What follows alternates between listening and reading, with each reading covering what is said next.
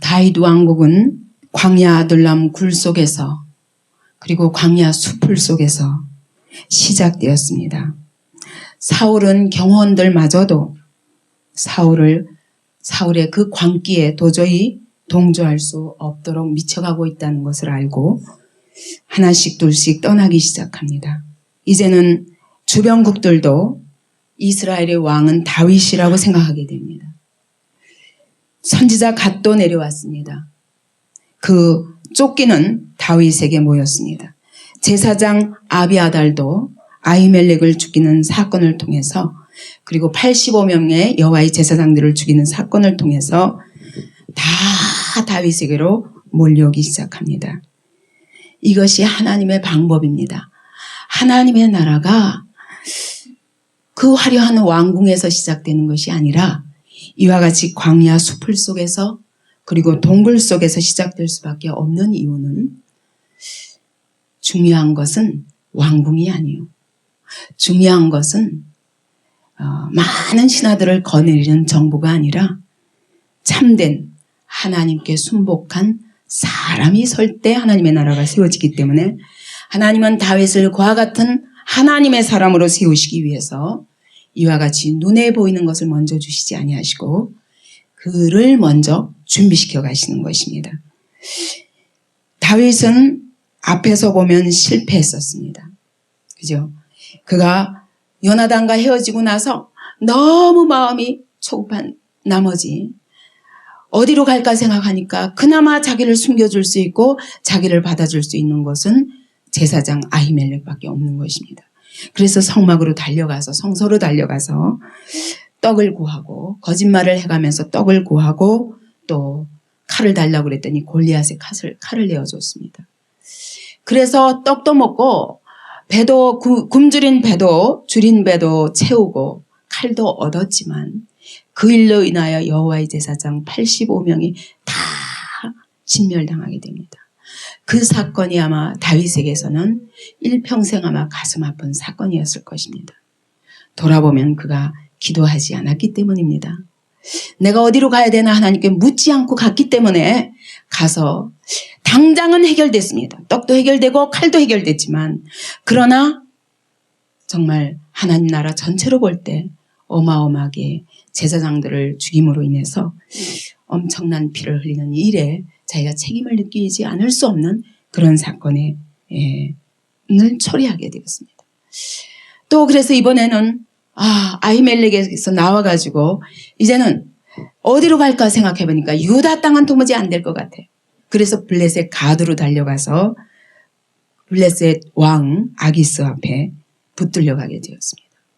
보니까 그들이 못 알아볼 줄 알았는데 이스라엘의 한 사람이려니 이렇게 생각할 줄 알았는데 다 알아보는 것입니다. 아니 이가 바로 이스라엘 왕 다윗이 아니냐. 그 바람에 놀래가지고 그 자리에서 막 미친 채 하면서 침을 질질 흘리면서 그렇게 추한 모습으로 하나님의 왕으로 하나님 나라의 왕으로 이후로 정말 하나님의 통치를 나타낼 그런 이스라엘의 왕이 기가 막힌 추한 모습으로 결국 그 사람들에게서 쫓겨나게 됩니다. 그것이 자기는 자기 생명을 구원하신 하나님을 찬양할 수밖에 없었지만 그것 또한 하나님께 묻지 않고 나아가서 또 말할 수 없는 부끄러움을 당하는 그런 시간이었던 것입니다. 그래서 그는 지금 오도 가도 못하고 하나님 앞에서 내가 이제부터 어떤 걸음을 걸어야 되는가. 지난번 실패를 통해서 매우 가슴 아팠기 때문에 이제는 그가 깨어서 오늘 본문을 보면 모든 문제를 하나님을 의뢰하지 않고는 한 걸음도 걸을 수 없는 자리에 놓이는 것을 보게 됩니다. 많은 사람들, 어떤 사람들이 다윗에게 찾아왔습니다. 가로되 보소서 블레셋 사람이 그일라를 쳐서 그 타작마당을 탈취하더이다. 이 그일라는 바로 아둘람 굴에서부터 약 5km밖에 안 떨어진 그리 멀지 않은 곳입니다. 근데 거기서 블레셋 사람이 쳐들어와서 그일라의 모든 타작마당을 다 탈취했다는 것입니다. 그 당시에는 반석에다가 이 추수할 것들을 갖다 놓고 이 까불려가지고 뭐 찢든지 돌로 치든지 해서 그 결을 다 까고서는 그걸 날려보내고 쌀을 이렇게 밀이나 쌀을 이렇게 모아가지고 그렇게 추수를 했습니다. 근데 그 타작마장에 거기서 모아진 거 가지고 이제 창고에다 드리는 건데 그 타작마장에서 타작한 것마다 다 다 휩쓸어 가기 위해서 추수 때에 일부러 공격해 들어온 것입니다. 왜냐하면 블레셋 사람들은 양식 때 추수기만 되면 이스라엘 백성들에게 달려와서 자기네들은 하나도 안 하고 그대로 남이 추수한 것들을 다 가지고 약탈해 가는 것입니다. 이런 일이 있었다는 것을 들었을 때 여러분 생각해 보세요. 이 나라 왕이 누굽니까? 아직은 사울입니다. 그러면 이스라엘 백성들이 이런 일이 났을 때 사울에게 달려가야 되지 않습니까? 근데 전부 다윗에게 달려오는 거예요. 근데 다윗이 이 말을 듣고 나서는 이러지도 저러지 못하는 것입니다. 왜냐하면 이걸 쳐들어가서 그 블레셋을 쳤으면 좋겠는데 그렇게 하면은 다윗과 그 일행 600명이 나왔다. 드디어 나타났다 하면 사울의 눈에 띄어서 분명히 자기네 생명이 위험할 거고 그렇다고 이 백성들이 자기에게 찾아와서 지금 그일라에 블레셋이 쳐들어왔습니다 하는데 하나님의 나라가 지금 무너지고 있는데 그것을 외면할 수도 없는 것입니다. 다윗에게서는 이러지도 저러지도 못하는 일입니다. 그래서 2절에 보니까 다윗이 여호와께 묻자와 가로되 내가 가서 이 블레셋 사람을 치리이까? 그랬더니 여호와께서 대답하시기를 가서 블레셋 사람을 치고 그일라를 구원하라 말씀하셨습니다. 그랬더니 그 옆에 있는 다윗의 사람들 그러니까 다윗과 함께한 600명입니다. 그 사람들이 그에게 이르되 다윗에게 보소서 우리가 유다에 있기도 두렵거늘 하물며 우리가 유다 땅에만 있어도 사울이 나타나서 우리를 칠 터인데 우리가 그일라에 가서 블레셋 사람들의 군대를 치면 우리의 정체가 드러남으로 인하여 우리가 어떻게 됩니까? 여러분 상식적으로 생각할 때 안 되는 일이죠. 그죠? 이 다윗의 사람들이 맞습니다. 그러나 다윗이 안타까이 또 하나님 앞에 한 번 더 묻습니다. 다윗이 여호와께 다시 묻자온데 여호와께서 대답하여 가라사대 일어나 그일라로 내려가라. 내가 블레셋 사람을 내 손에 붙이리라. 전쟁은 여호와께 속한 것이기 때문에 하나님 붙여주셔야 승리합니다. 근데 하나님 붙여줄 테니까 나가라는 것입니다. 두 번째 응답받고는 그가 어떻게 할 수 없습니다. 그래서 다윗과 그의 사람들이 그일라로 갔습니다. 가서 블레셋 사람과 싸워서 그들을 크게 도륙하고 그들의 가축을 끌어오니라. 다윗이 이와 같이 그일라 거민들을 구원했다고 말씀합니다. 그런데 다윗이 그일라에 온 것을 그일라 거민들이 이와 같은 블레셋 손에서 구원받는 하나님의 은혜를 입고도 다윗으로부터 그러고도 사울에 가서 고발한 겁니다. 다윗이 그일라에 왔습니다. 고발한 것입니다. 여러분 어떻게 생각하세요? 하나님께서 분명히 응답하셨는데 그래서 구원했는데 구원한 그들이 다윗을 배반하면서 사울에게 가서 밀고 해버린 것입니다. 그래가지고 그때 사울이 너 도가 안에 든 쥐다. 그리고는 모든 백성들을 끌고 그일라로 내려가는 것입니다. 너는 도가 안에 든 쥐다. 네가 여기서 갇혔도다. 이 성에 네가 네 발로 들어갔지 넌 갇혔다. 그 사방을 포위하고 그일라로 들어가면 꼼짝달싹 없이 잡히는 것입니다. 여러분 이럴 때 정말 하나님의 뜻이라고 맞아. 하나님의 뜻이죠. 여러분 그렇게 확신할 수 있습니까? 하나님의 뜻으로 확인하고 들어갔는데 그만 내가 궁지에 몰리게 되는 것입니다. 어떻게 생각하십니까? 후회하죠. 내가 웬일이야. 그냥 가만히 숨어 있으면 되는 걸 왜 일을 만들까? 그죠? 분명히 그럴 겁니다. 그죠? 대답을 안 하시는데 곤란하신가 봐요. 대답하기가. 아마 저 같으면 내가 이거 잘못 판단한 거 아닌가? 내가 정말 바른 응답을 받았는가? 그렇게 생각할 수밖에 없을 것 같아요. 9절에 보니까 다윗이 사울의 자기를 해하려는 계교를 알고 제사장 아비아델에게 이르되 에봇을 이리로 가져오라. 이 에봇은 이 아비아델이 올 적에 에봇을 아예 들고 온 겁니다. 제사장들은 다 에봇을 입지만 특별히 이 에봇은 무엇이냐면 하나님의 뜻을 물을 때 사용하는 에봇입니다.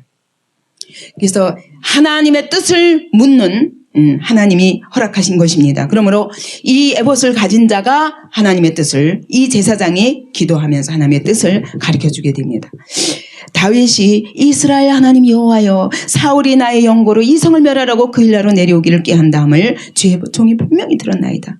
그일라 사람들이 나를 그의 손에 붙이겠나이까? 왜 이렇게 묻습니까?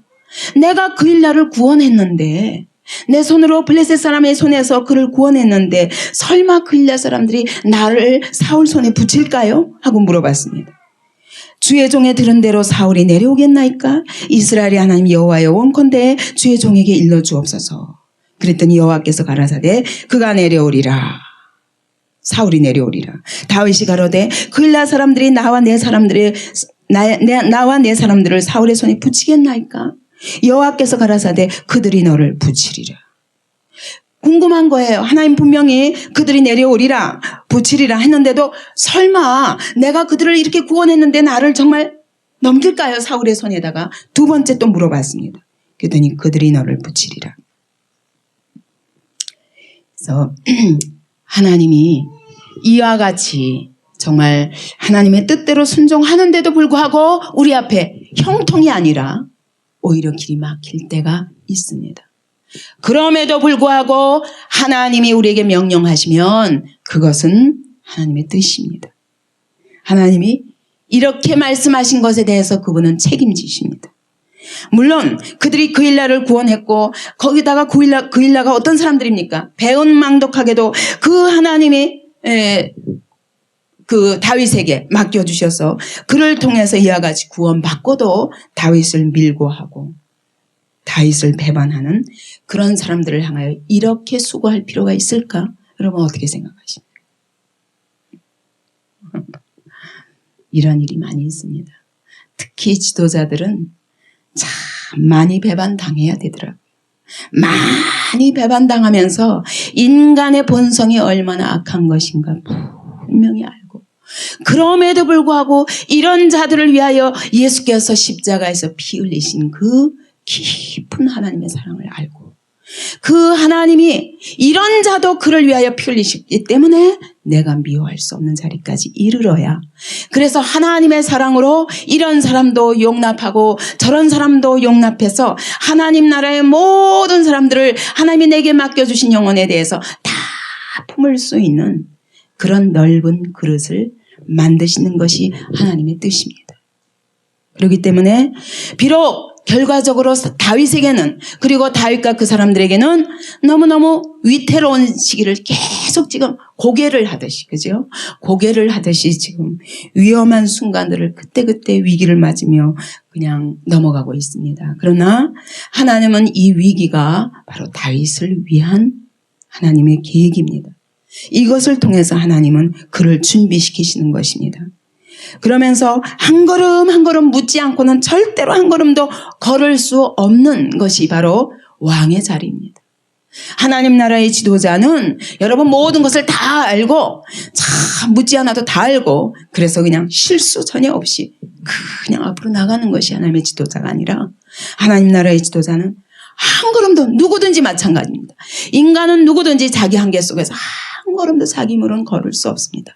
근데 매 걸음 걸을 때마다 하나님을 의지하는 것이 바로 하나님 앞에 쓰임받는 사람입니다. 하나님이 지금 다윗을 그 훈련을 하고 계신 것입니다. 하나님이 그들이 너를 붙이리라.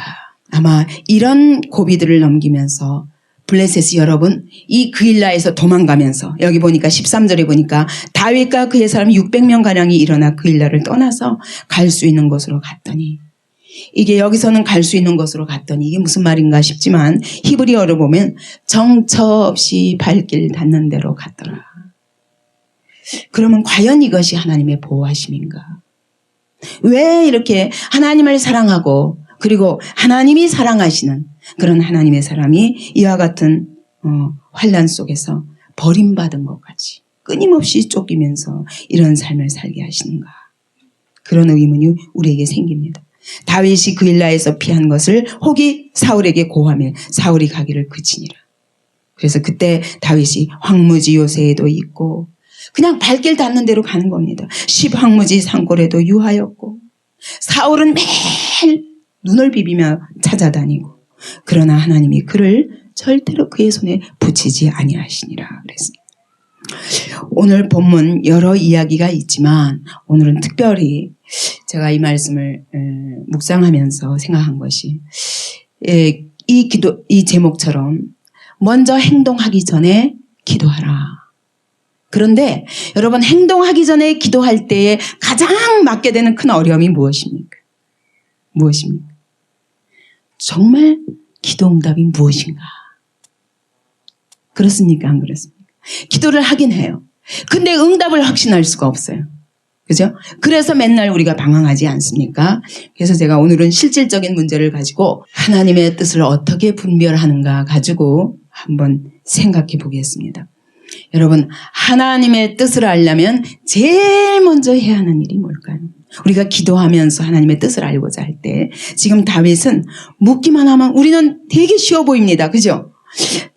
다윗이 여호와께 묻자오되 여호와께서 가라사대 금방 나오는 거예요. 물으면 대답이 나오고 그러니까 우리도 즉각 물으면 즉각 답이 나와야 되는데 안 나오거든요. 그러니까 어때요? 답답하죠. 그러면서 기도해도 응답을 어떻게 받는지 모르기 때문에 아예 기도를 못하고 누군가 딴 사람을 통해서 기도 응답을 받아야 되는 것처럼 우리가 직접 하나님 앞에 무릎 꿇는 것에 게을리하게 됩니다. 그래서 하나님의 뜻을 우리가 기도하면서 하나님의 뜻을 분별하는 법에 대해서 생각할 때 제일 먼저 해야 할 일이 뭘까요? 응? 말씀 묵상. 말씀 묵상해도 잘 몰라요. 자기 생각으로. 예, 중요합니다. 우선 우리 요한복음 7장 17절을 보겠습니다. 요한복음 7장 17절. 함께 읽겠습니다. 여기 분명히 말씀하셨습니다. 7장 17절입니다. 시작. 사람이 하나님의 뜻을 행하려 하면 이 교훈이 하나님께로서 왔는지 내가 스스로 말함인지 알리라. 이걸 쉬운 말로 바꾸면 뭡니까? 쉬운 말로 바꾸면 순종하고자 하면 하나님의 뜻을 알리라. 첫째는 여러분 기도하는데 우리는 이런 거예요. 내가 내 이 스토리를 다 만들어놔요. 요렇게 응답하시옵소서. 그죠? 다 계획을 짜놓고 순서를 다 짜놓고 요렇게 응답하시옵소서 하고 기도하기 때문에 하나님의 뜻을 알지 못하는 것입니다. 제일 먼저 하나님 앞에 하나님이 뭐라고 말씀하시든 나는 아버지의 뜻을 행하기 원합니다. 나는 하나님의 뜻을 알기를 원합니다. 내 뜻이 아니라 하나님의 뜻을 알기를 원합니다. 내 뜻이 전혀 없어야 하나님의 뜻을 속히 분별할 수 있습니다. 그래서 제일 먼저 해야 할 일이 뭐냐면 순종하고자 하는 의지가 있어야 돼. 그것이 어떤 응답이라도 어떤 종류의 내가 기뻐하지 않는 응답이라도 어떻게 하면 하나님께 맡겨서 하나님의 뜻을 이룰까? 이것이 우리의 최고의 소원이 되어야 됩니다. 그래서 시편에서도 말씀하시기를 여호와를 기뻐하라. 저가 내 마음의 소원을 이루어 주시리라. 너의 길을 여호와께 맡기라. 그러면 내 의를 공의 정오의 빛까지 그렇게 하시리라 말씀하십니다. 하나님을 기뻐하는 것입니다. 하나님의 뜻을 기뻐하는 것입니다. 내 뜻이 아니라. 그렇기 때문에 여러분 기도하실 때는 내가 가지고 있던 모든 기존의 내 생각, 특별히 이 기도를 이렇게 응답해 주셨으면 하는 방향이 있으면 그걸 버려야 됩니다. 얼른 버리고 하나님은 어쨌든 나에게 순종, 무엇이든지 뜻을 가르쳐 주시기만 하면 내가 그대로 순종하겠나이다. 이 본문이 요한복음 7장 17절이 누구에게 하시는 말씀입니까? 누가 누구에게? 누가 누구에게? 예수께서 누구에게? 바리새인들에게.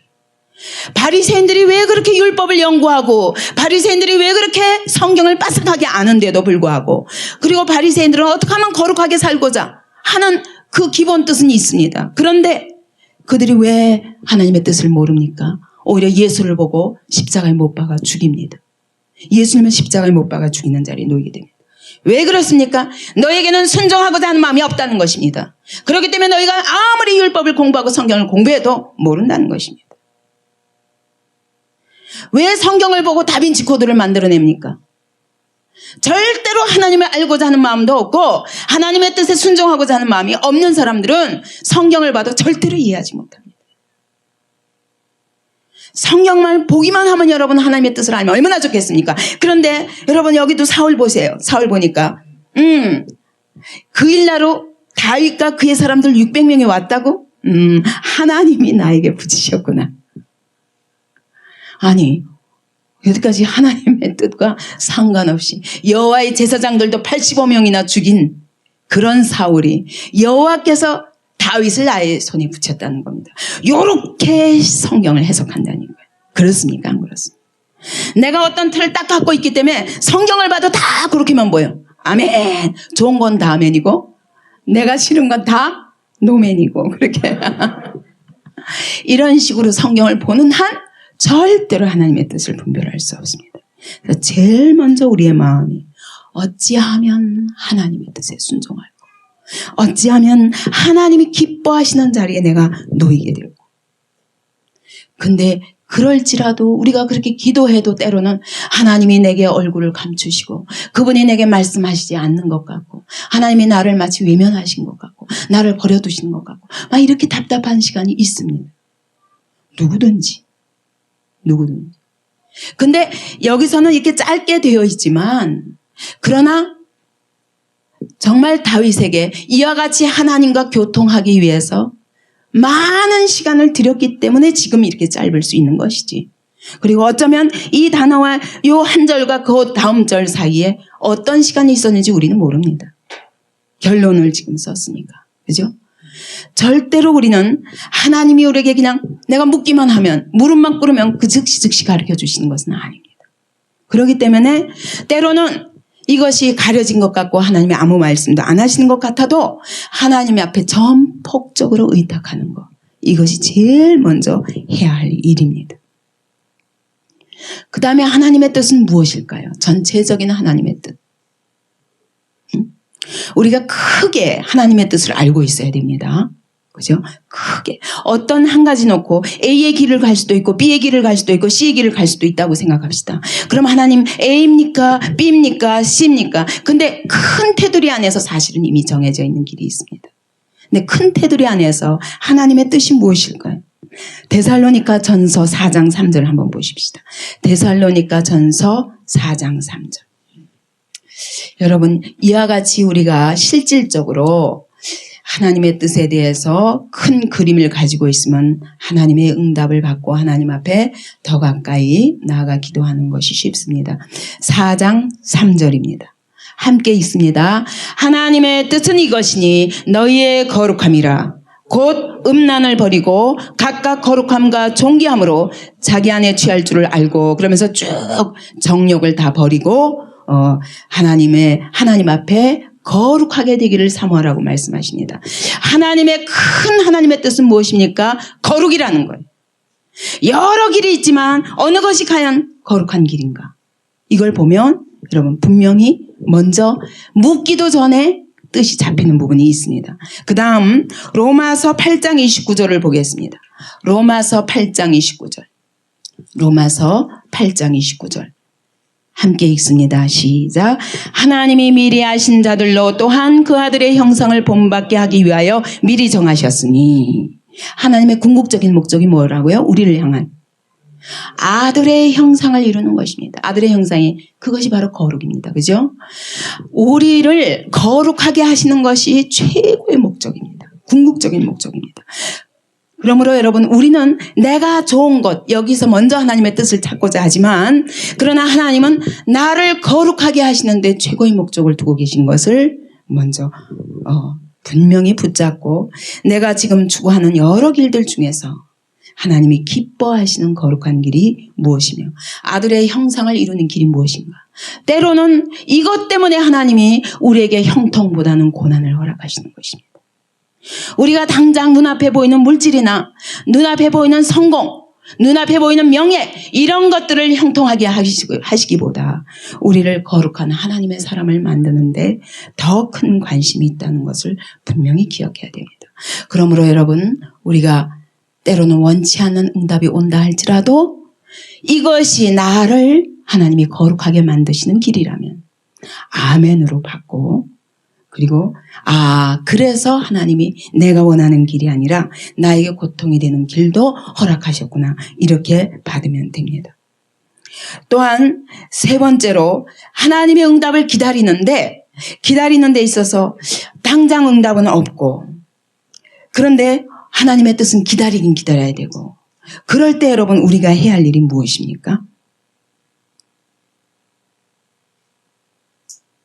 뭘까요? 예? 어떻게? 찬양. 예. 예, 찬양. 제가 지금 이제 막연한 걸 얘기하는 게 아니라 굉장히 구체적이고 실질적인 걸 얘기하고자 합니다. 예, 말씀 보고 기도하고 찬양 드리고 이것은 마땅히 해야 되는 것입니다. 그런 것을 하는 데 있어서도 우리에게 실질적으로 막히는 부분을 제가 지금 이야기하는 것입니다.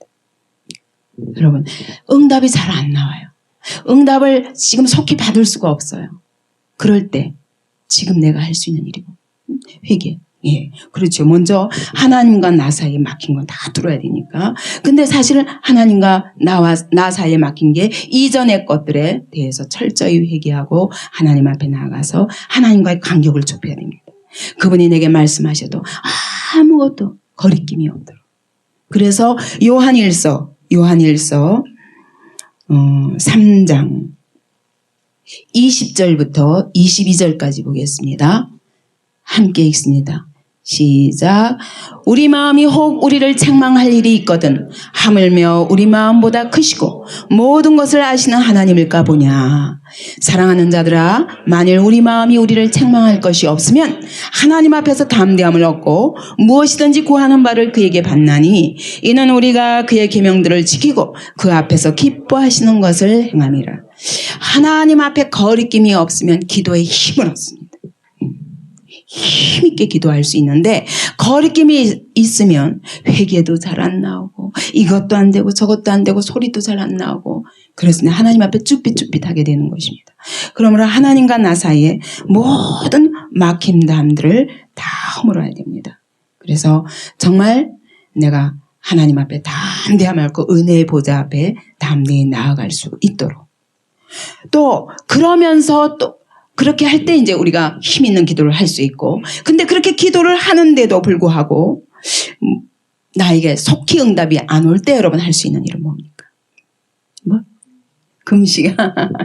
예, 금식은 사실은 회개를 의미합니다. 예, 금식과 회개는 마찬가지입니다.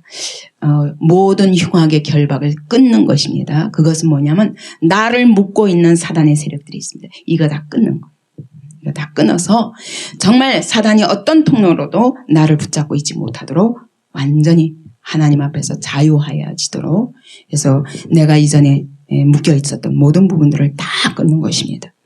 그렇게 하면서 금식하면서 회개하고 하나님 앞에 가까워졌습니다. 그런데도 지금 뭐가 당장 나타나지 않을 때 여러분 어떡하겠습니까?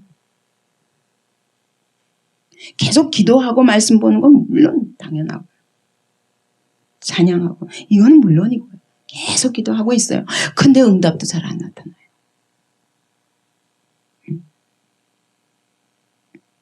예? 나가봐야 돼. 실패하더라도 나가봐야 돼요. 나갔다가 다윗처럼 아기새에게 붙잡혀가지고 미친 죄도 하고 가서 또 아히멜렉과 함께 85명의 여호와의 제사장들도 죽이고 하니까. 가장 중요한 것은 여러분 어쨌든 하나님의 뜻을 기다리면서 지금 내가 할 수 있는 최선을 하나님 앞에 최선의 순종을 하는 것입니다. 지금 내가 선 자리에서 제가 전에도 말씀드린 것처럼 예수 믿자마자 1년 만에 하나님께서 말씀하셨습니다. 내가 너를 중국에 보내리라. 그때 이제 우리 장로님을 대만에 보내느냐 아니냐 하는 문제를 놓고 하나님이 기도하게 하시면서 내가 보내리라. 그러므로 지금 대만을 빨리 보내라는 것입니다.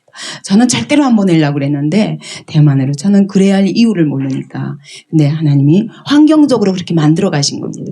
그래서 기도를 끝까지 안 하려 하는데 하나님이 막 제 입술을 움직여서 기도하시면서 내가 너를 중국에 보내리라. 그 일을 위하여 지금 준비하시는 것이다.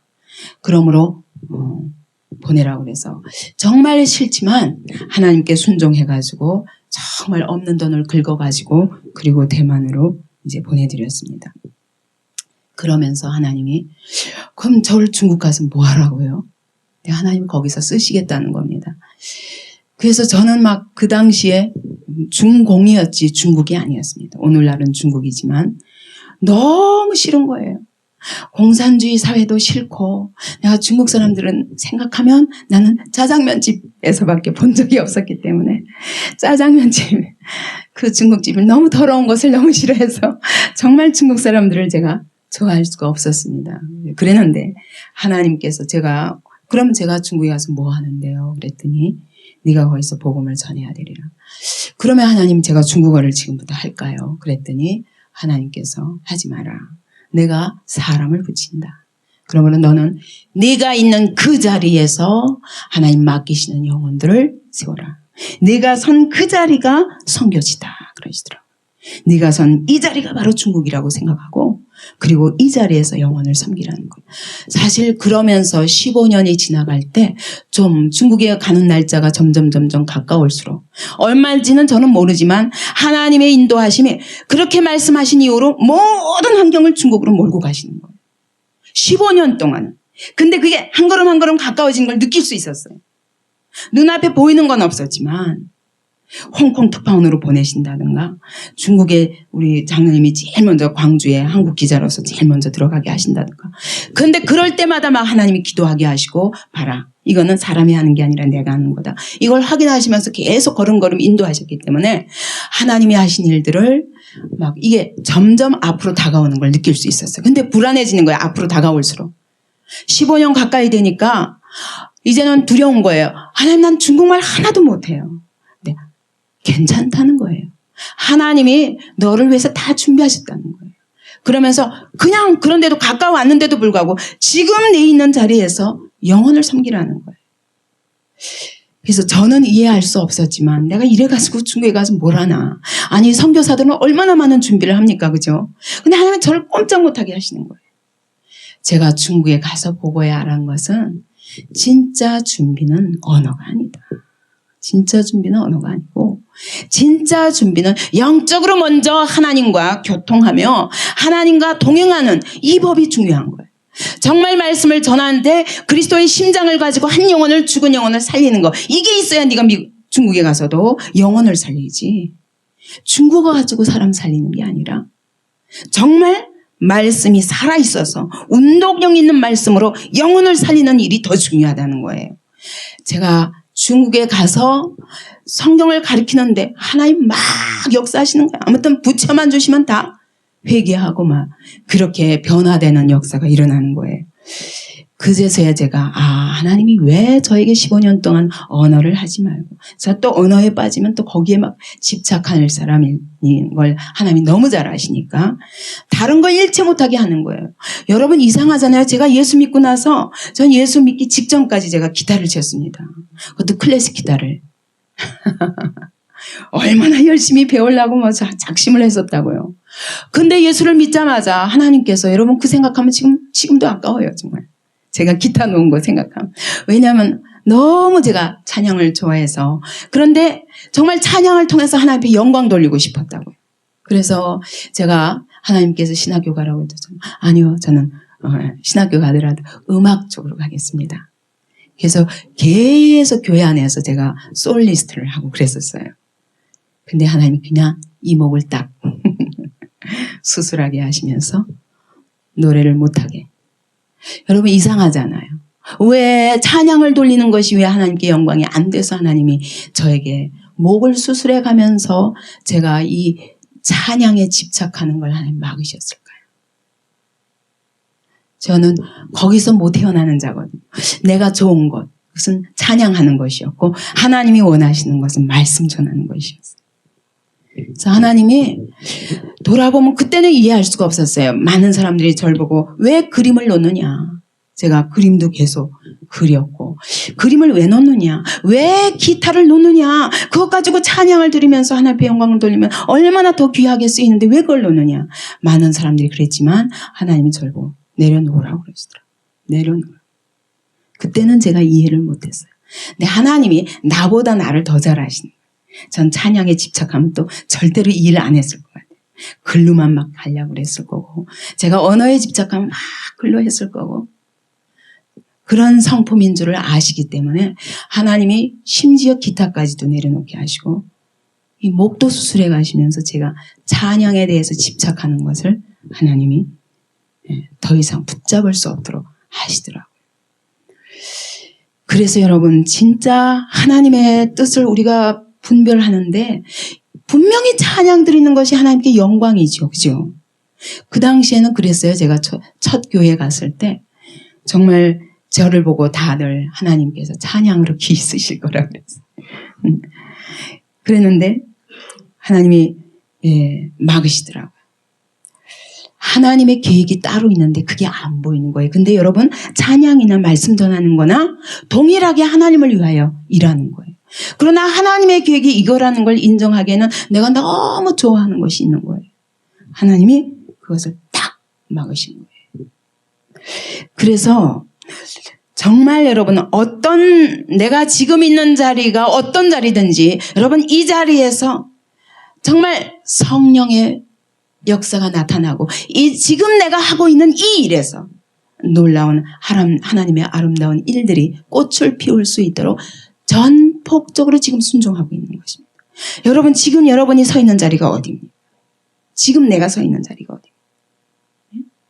각자 자기 선자리에서 하나님 앞에서 최선의 순종으로 지금 나에게 맡겨주신 일에 충성할 때 다윗처럼 양치기를 맡겨주시니까 아무 생각이 없어요. 아무 생각이 없어요. 오직 양치기로서 최선을 다하는 것입니다. 하나님께서 저를 훈련시키실 때도 이제까지 25년 동안 저는 그냥 내 가정을 하나 열어놓고 그냥 열심히 이웃집에서 한 사람 끌어다가 놓고 성경을 열심히 가르쳐가지고 그가 예수 믿고 그냥 새벽기도 나갈 수 있을 때까지 저는 새벽기도도 제가 전도하면요 그 사람 새벽기도 가는데 우리 교회 안 가고 그 사람 따라가는 거예요. 왜? 그 사람이 그 교회에서 새벽기도 정착할 수 있을 때까지. 그런 식으로 아무튼 한 영혼을 맡겨주시면 그 영혼이 하나님 앞에 온전히 설 때까지 쫓아다니면서 세운 거예요. 한 사람에게, 한 영혼에게. 이것이 오늘 하나님이 나를 그렇게 훈련시키신 거였구나. 근데 그 당시에는 여러분 앞이 안 보이더라고요. 맨날 나는 한 사람 갖다가 열심히 키워가지고 데려다 놓고 그러고 이제 뒤돌아서요. 그 다음에 또 한 사람 붙이시면 한 사람이 열심히 키워가지고 저기다 갖다 놓고 그 다음에 또 나는 혼자예요. 맨날 이렇게 25년을 살았거든요. 근데 그것이 하나님의 방법이었다는 걸 지금 생각하면 정말 놀라운 거예요. 하나님이 내 길을 다 막으신 것 같고 사람 보기에는 저렇게 지치는 일을 언제까지 할 건가 그랬다고요.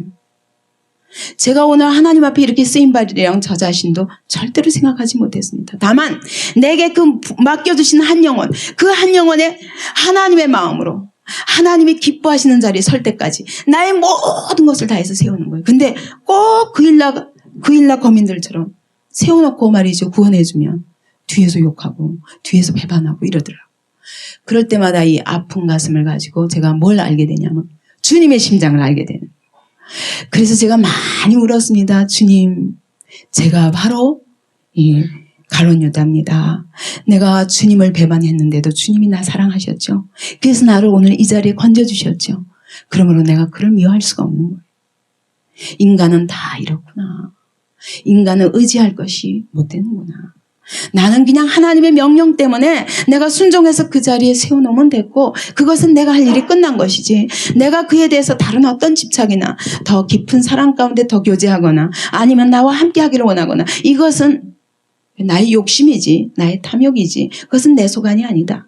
주님이 붙여주시지 않으면 나는 열심히 세워다 갖다 세워놓고 남의 교회 열심히 세워놓고 제가 이제까지 개척교회 열심히 섬긴 개척교회가 거의 10개가래요. 10개가 넘습니다. 그렇게 하나님께서 아무것도 열매가 없는 것 같이 그렇게 하고 다녔지만 돌아보면 그것이 나에게 주신 하나님의 자리였더라고요. 그리고 그 자리에서 하나님 앞에서 뭐 한 걸음 앞도 안 내다봤어요. 그 다음이 어떻게 될지 내일이 어떻게 될지 저는 계산하지 않았습니다. 그냥 오늘 맡겨주신 일에 하나님 앞에 충성을 다했을 때 그것이 열매를 거둔 걸 보면서 하나님께서 받으신 것을 인하여 기뻐하고 나는 돌아서는 거. 그것이 내가 20년 이상 훈련받은 일이었습니다. 여러분 우리가 얼마나 성급한지 아십니까? 지금 뿌려놓고 지금 거두려고 그래. 금방 뿌려놓고 지금 거두려고 그래. 그렇게 하지 마십시오. 성급하지 마십시오. 인내로. 왜냐하면 우리의 죄악이 여기까지 쌓여져 오는데 두터운 벽이 쌓이도록 오랜 시간이 걸렸습니다. 그래서 이 하나님과의 관계를 깨며 하나님께 가까이 나가서 그의 음성을 들으며 그분과 완전히 한마음이 되어서 동행하는 데는 많은 시간이 걸립니다. 우린 때로 뜻을 모를지라도 지금 이 자리에 두신 분이 하나님이신 것을 믿으십시오. 내가 어떤 기도 제목을 갖고 있다 할지언정 그거는 미래에 맡기십시오. 미래는 내 시간이 아닙니다. 하나님의 시간입니다. 그분께 맡겨놓고 오늘 나에게 주신 이 일에 하나님 앞에서 충성을 다하는 것을 하나님이 기뻐하십니다. 다윗이 양치기의 자리에서 불평도 안 했어요. 형님들 때문에 불평도 안 했어요. 그 자리에 서서 충성을 다하고 있을 때 하나님이 꼭 받으시더라고요. 하나님 꼭 받으시더라고요. 진짜로 하나님께서 그렇게 나는 아무 빛깔도 없이 그렇게 한 일에 대해서 하나님은 기억하시더라고요. 절대로 잊어버리지 않으시더라고요. 그리고요, 반드시 갚으시는 거예요. 반드시 갚아주시는 거예요.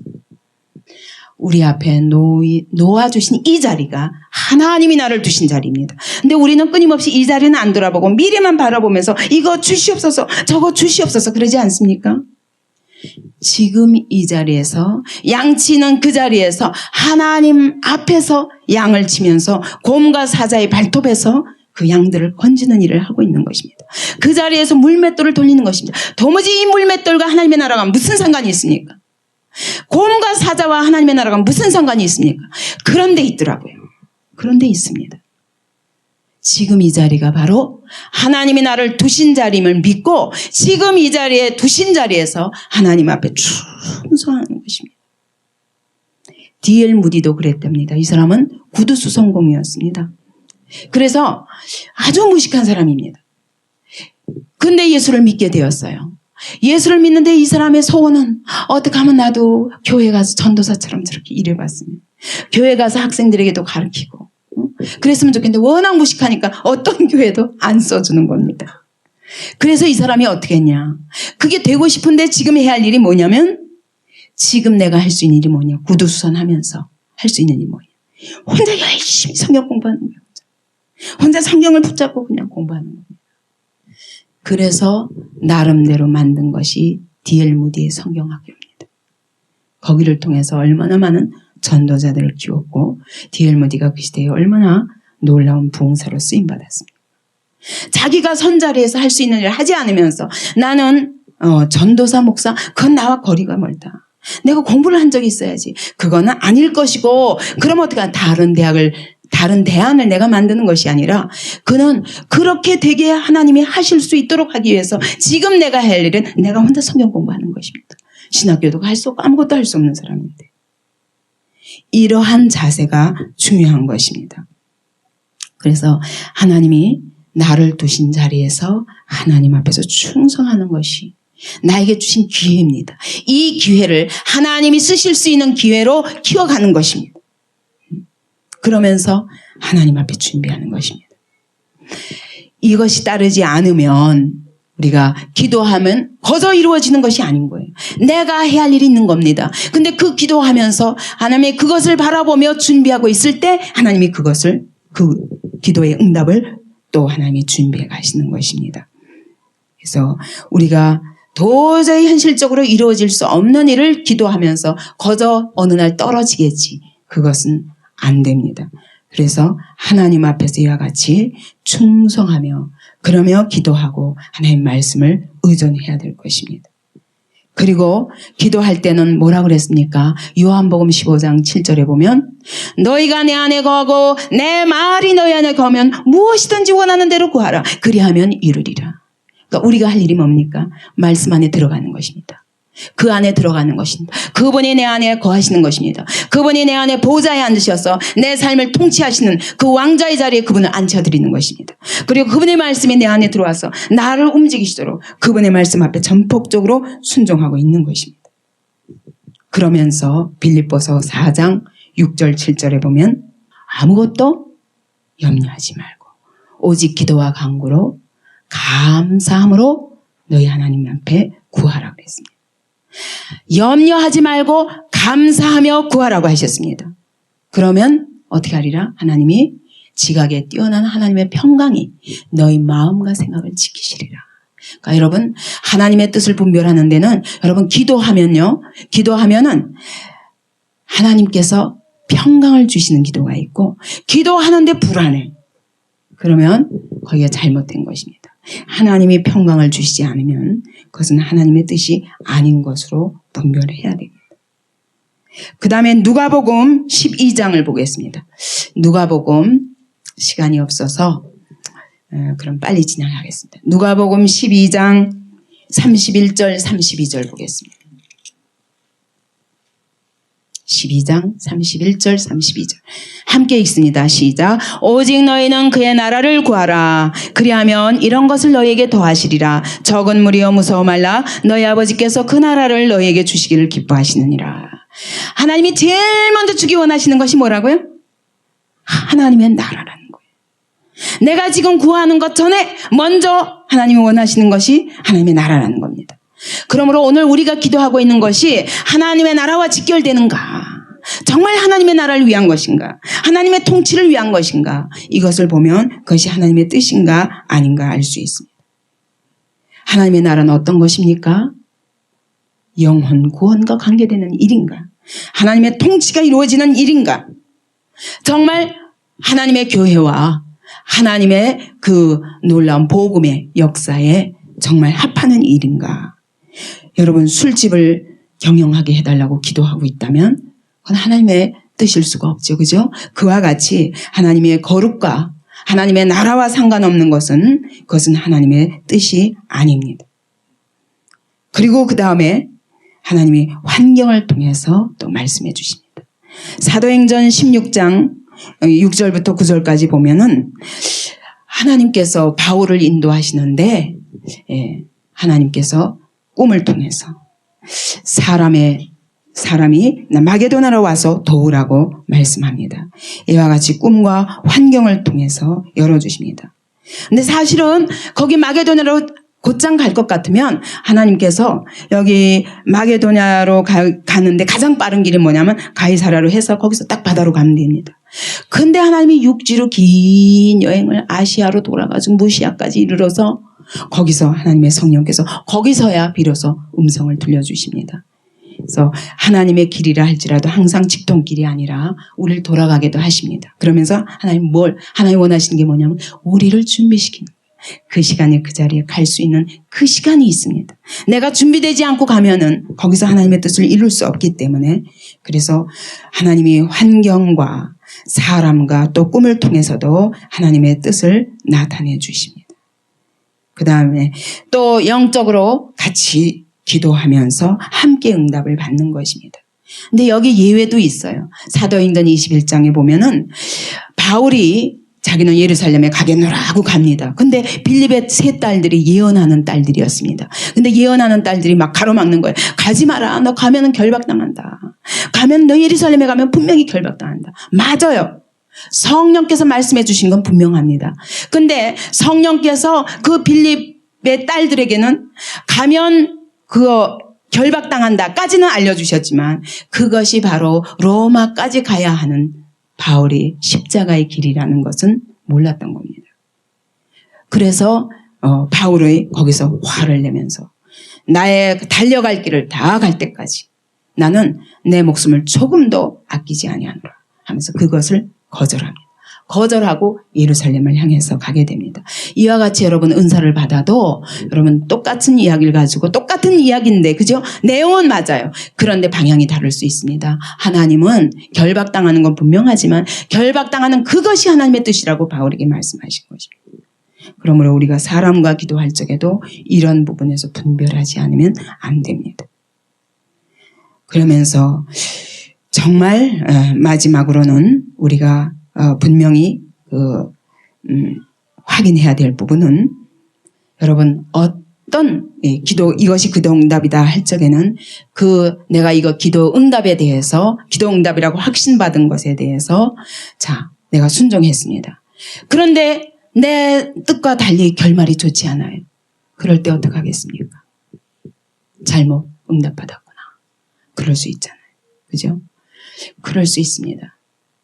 그런데 그때 우리의 마음가짐은 어때야 돼요? 혹시 잘못 분별했다 할지라도 여러분, 정말 하나님을 의탁하다가 잘못 분별한 것에 대해서는 하나님이 그것까지 책임져 주시더라고요. 그렇기 때문에 여러분, 어찌하든 간에 하나님을 전폭적으로 의뢰하는 것이 가장 하나님이 기뻐하시는 길입니다. 예를 들면 여러분, 하나님이 나는 수술하지 말게 해달라고 기도했는데 하나님이 수술하라고 그래서 수술했는데 수술로 인해서 많은 후유증이 있고 오랜 동안 고통이 있습니다. 어떻게 해요? 잘못했네. 끝까지 기도해 볼 걸. 어때요? 어떻습니까? 자신이 없으시나 보네. 어때요? 예.